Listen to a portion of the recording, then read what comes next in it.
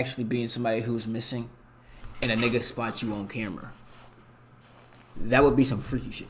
Oh yeah, by the way, I'll be live on Twitch at Just a Guy. If you click in this video, come see me. 8th, 2021, I'm live like every other day. Malie Perales was driving down the Packer Drive Northeast Road alongside the Rogue River in Belmont, Michigan. She and her two roommates were on their way back after a night out, and they were all in a cheerful mood. However, their smiles quickly vanished as they stumbled onto a horrifying scene. Damn, At that was around 2:30 a.m., while driving near the Rogue Hollow Court, one of the passengers spotted a strange figure lurking by the side of the road. This encounter was extremely terrifying, but it also sparked the group's curiosity, and after some deliberation, they decided to turn around, and this is what they then came across. What the fuck no, baby? Bro, fuck no. You stopping for that? No, sir. No, sir. I'm not stopping for that. You're probably getting ran over. They saw what looked like a young no, sir. woman drenched from head to toe, as if she had just crawled out of the nearby river. She also looked like she was crying, banging her head on the road, and waving for help. Malie posted the video of this encounter on TikTok, and it instantly went viral, leading people to come up with all sorts of far-fetched theories about ghosts, spirits, etc. However, as wild as the theories got, Malie later posted several videos shutting them down and revealing what really happened. According to her, they kept circling back and driving past the disturbed woman several times after. Don't tell me these niggas was the ones that dropped her off right there. Oh, bro, if that's the case, these niggas are sickos. Recording the first video niggas to make sure sick. she was okay. While none of them had the nerve to get out of the car and approach her, they did call the cops and waited nearby until help arrived. The woman was then taken to a nearby hospital where she was treated for cold exposure. As it turns out, she somehow fell into the Rogue River from the east side and swam across it onto the road.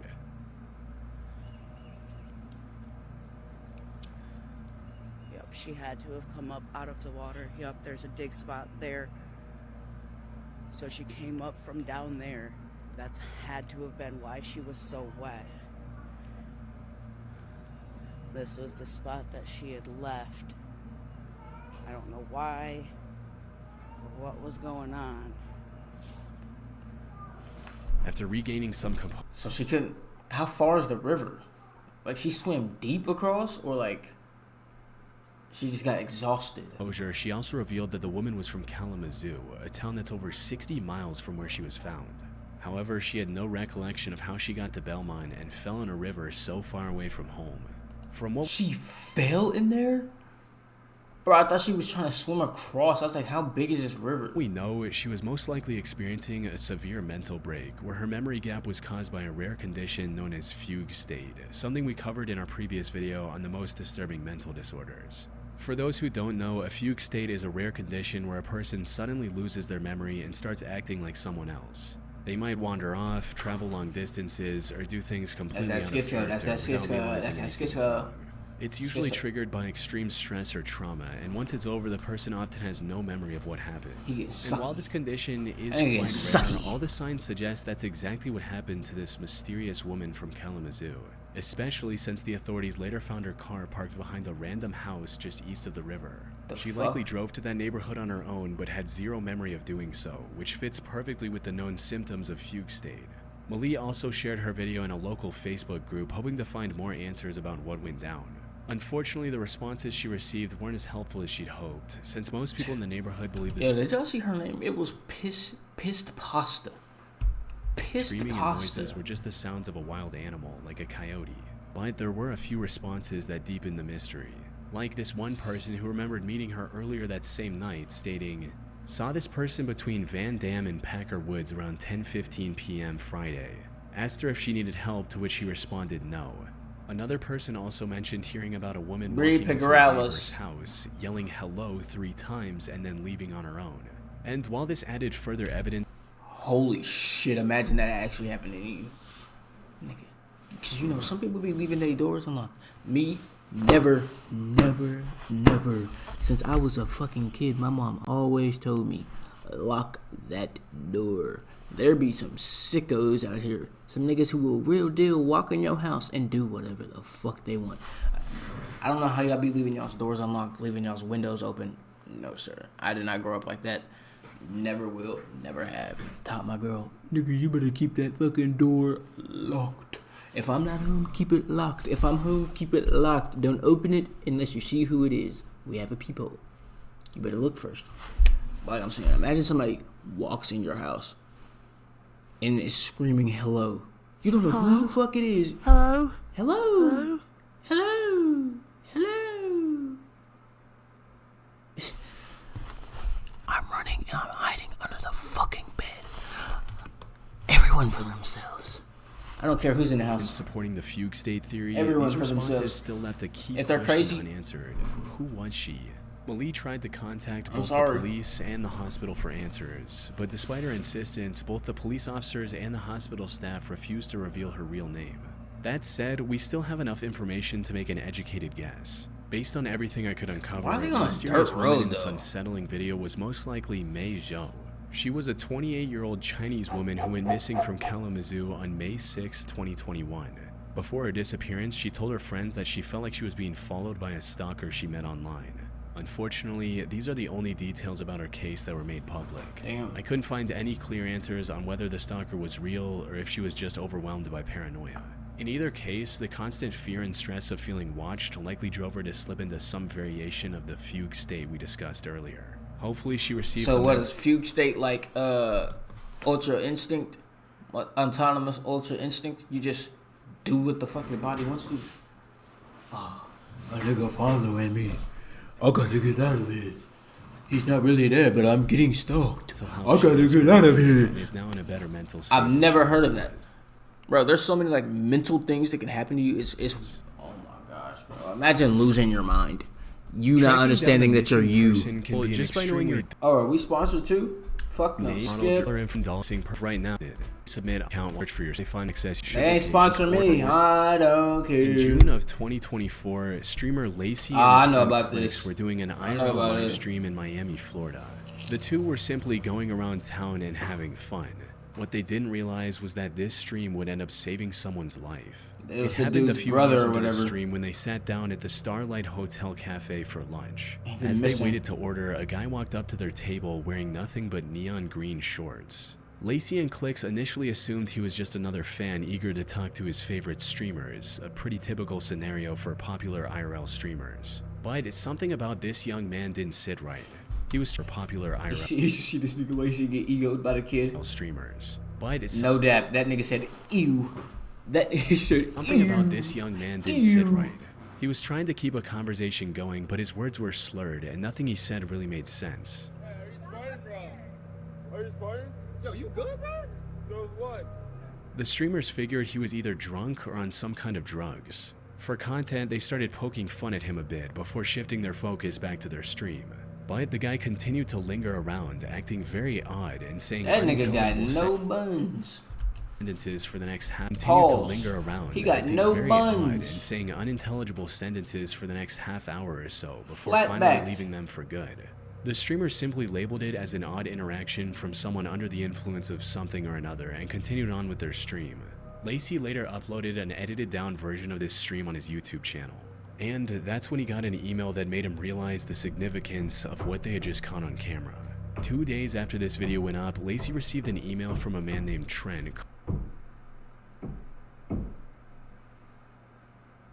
claiming to be the brother of the guy seen in green shorts. It read, "Hello, my name is Trent Coleman, and my missing little brother from Michigan was on Clicks and Lacey's stream in Miami. He was wearing green shorts and they were making fun of him.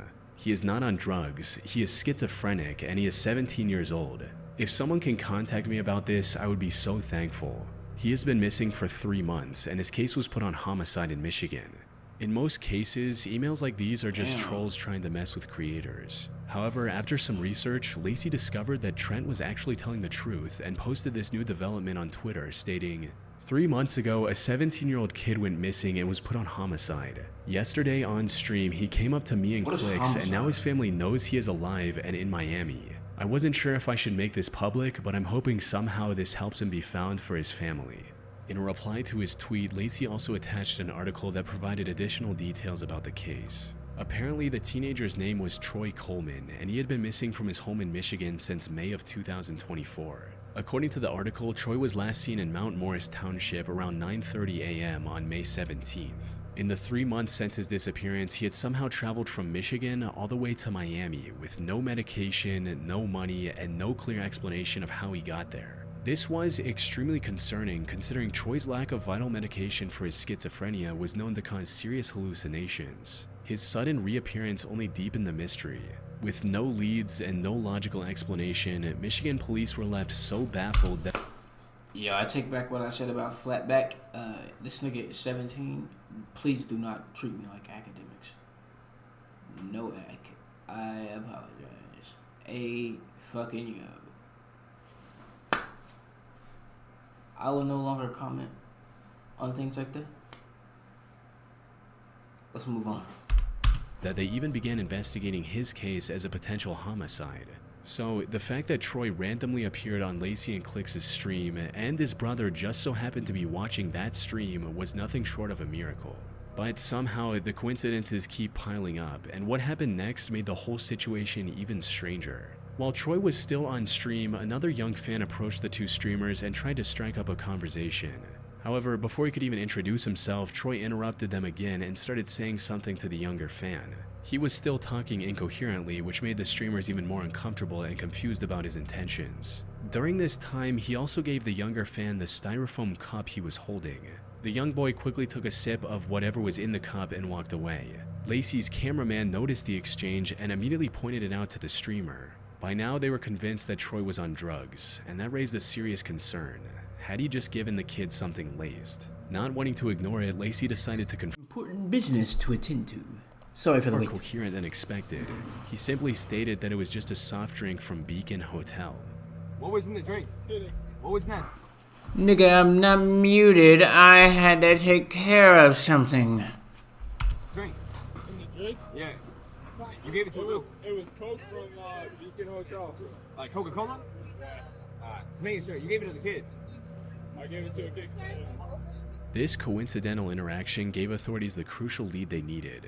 Troy was, in fact, staying at the very hotel he had mentioned. From there, it didn't take long for investigators to track down Troy. How the fuck this nigga afford a hotel room? Were overjoyed to have him back. He's 17. In a later interview with People.com, Troy's father, Weston Coleman, shared even more heartbreaking details of what Troy went through. According to him, nigga said, Troy this actually nigga mute. visited Nigga, Florida to I'm find not and meet mute. celebrities. Don't try to say I'm mute, bruh. Don't come in here Did with his some research hot shit. online and saved up as much money as he could before setting off. Troy made it to Atlanta that's by my bus, answer. but that's where things took a turn for the worst. During his stay in Atlanta, he was robbed of everything he had. Left with nothing, he traveled the rest of the way to Miami completely broke. Despite the hardship, his family was ultimately glad that he was still alive. Now, how is he affording the hotel room? Stating, "I'm just glad he's alive at this point and now can't believe we found him. We all feel a lot better and we thank everybody." From what I can find, that Troy's been living with his family in Michigan ever since and has managed to stay out of any more trouble. He look like Jace. He look like Jace in the face. On August 3, 2013, 40-year-old James DiMaggio invited family friend Christina Anderson and her two kids, 8-year-old Ethan and 16-year-old Hannah, over to his home in Boulevard, California. He claimed it was just a farewell visit before moving to Texas. And this wasn't anything unusual. James had been a close friend with both Christina and her husband Brett for quite some time, and was like an uncle to the kids. Hey, he got a cool light sign too, bro. I got one. Hold up, I'm not trying to. Nah, I'm not gonna show it. I got a Cool's light sign, neon sign sitting right there. If you know, you know. Oh, setup was days. For a 3-month job in Oh Tennessee. shit, my setup was right there in the corner, right? With things like driving Hannah. Damn, I might move that bitch right back there. However, I liked it right there. It seemed like an innocent invitation quickly turned into a horrifying nightmare. It started on August 4 when the children's grandparents called the police and reported the family as missing after August not hearing 4. from Christina all day. August They also 4. informed the police about the family's plan to visit James. However, when investigators reached James's home, it was already engulfed in flames. Firefighters rushed to the scene and suppressed the fire. Unfortunately, they were too late.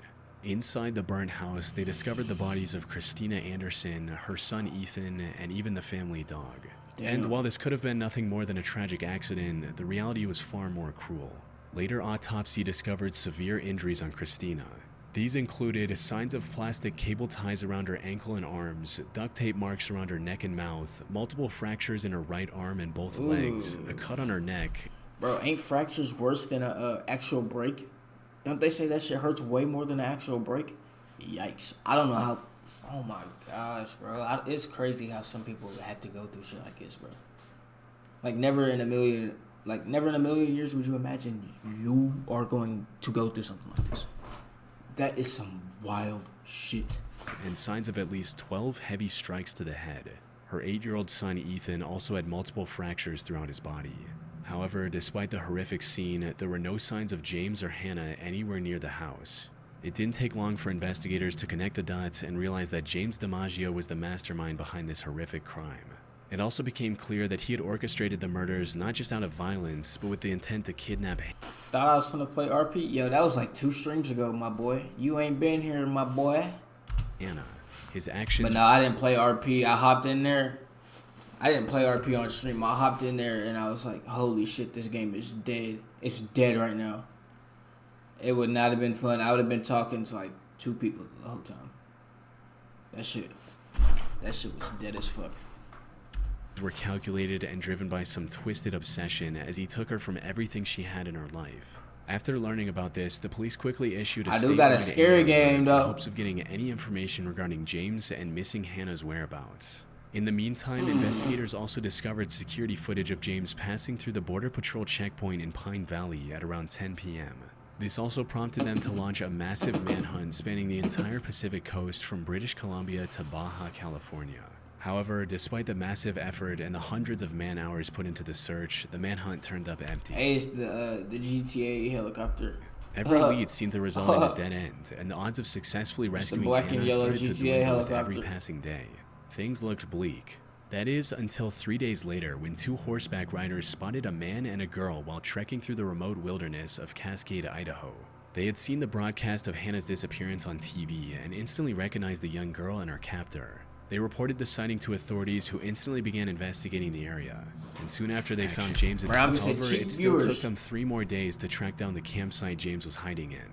The FBI had set up a jet with a sophisticated long-range camera recording from thousands of feet above, which is what you're seeing now. This footage confirmed they had found the missing Hannah. On the 10th of August, the FBI took it upon itself to rescue Hannah and mobilized a tactical team for the mission. They kept eyes on James for some time. Oh, he kidnapped her. I thought this was she was in on it type of thing. Looking for the right moment to attack.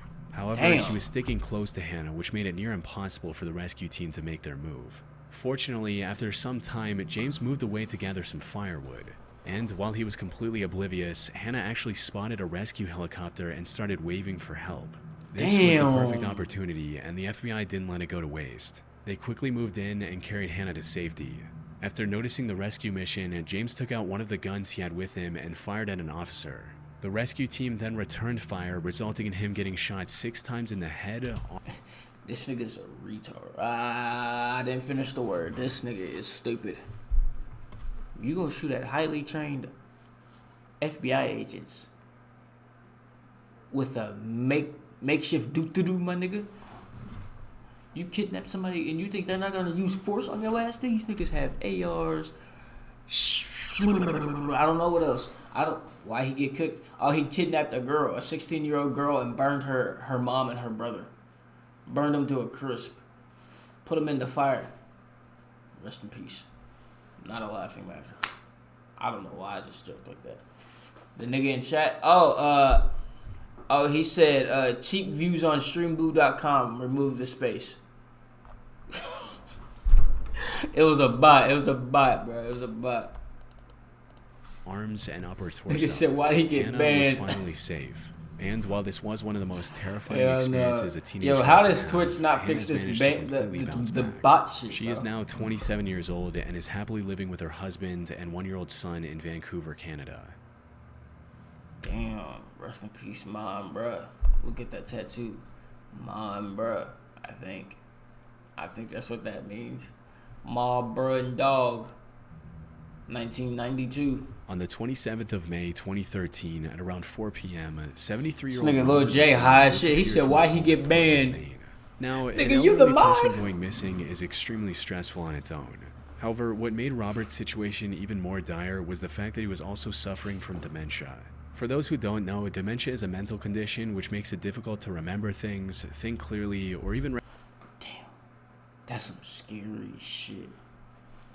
Bro, the day... Bro, I hope this shit don't happen. Bro, imagine walking into your mom's crib. Hey, Mom, what's up? Cause I still got a key to my mom's house.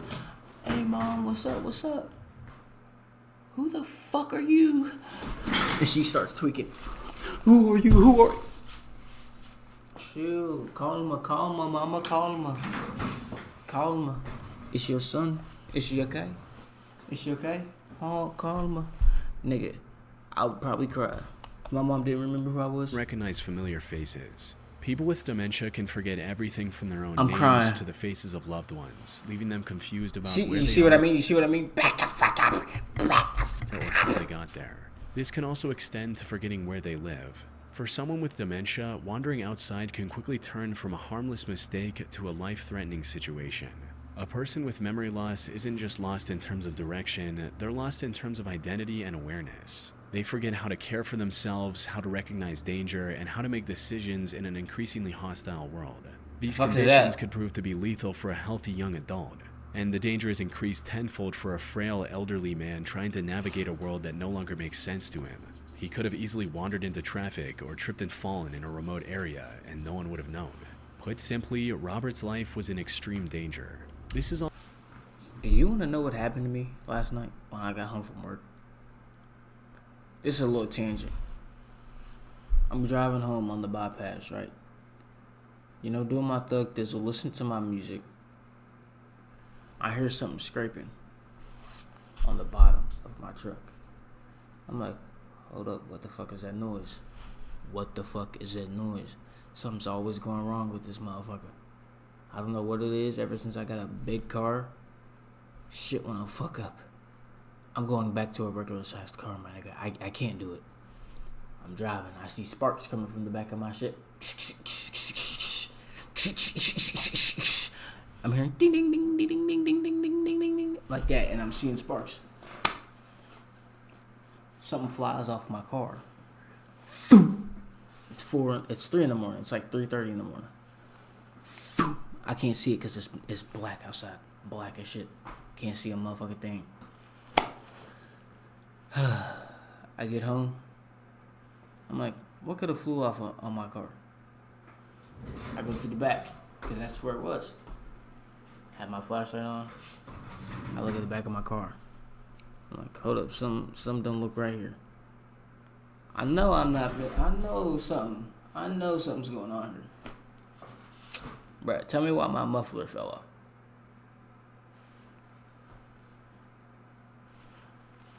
How the fuck does a muffler fall off the exhaust pipe?